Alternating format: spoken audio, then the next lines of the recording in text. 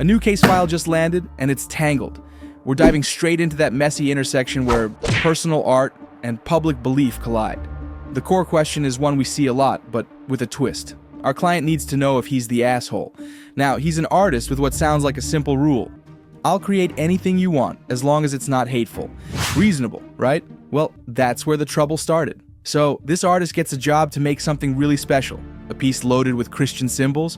We're talking a beautiful cross, a serene-looking saint, and scripture all fancy-like in calligraphy. The client? Absolutely thrilled. Paid up straight away. Job done, right? Nope. Because then comes this question, just a casual little thing you might ask anyone. What's your favorite scripture? Now the artist, being totally straight up, just says, Actually, I don't really have one, because I'm not Christian, so I wouldn't really know. And that, my friends, is where things get a little spicy. Turns out, the client felt totally blindsided, like they'd been tricked. They'd seen the artist's other religious artwork, and just figured, yep, they must believe.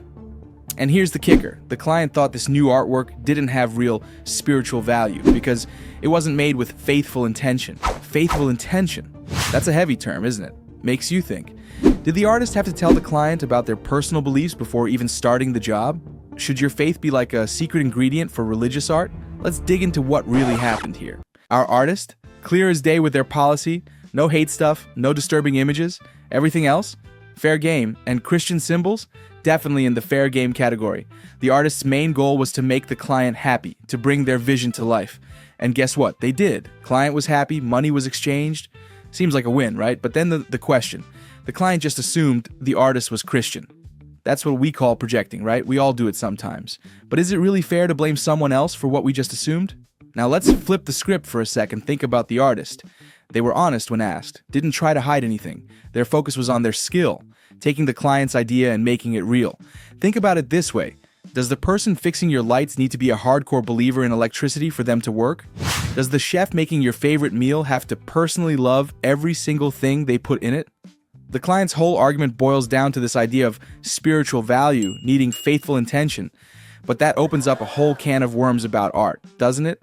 Think about all those amazing religious artworks throughout history, commissioned by all sorts of people. Were all those artists super religious themselves?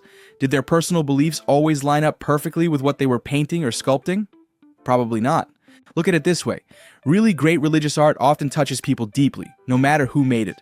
It's about the symbols, how well it's done, and the story it tells. Does the artist's personal life really change that?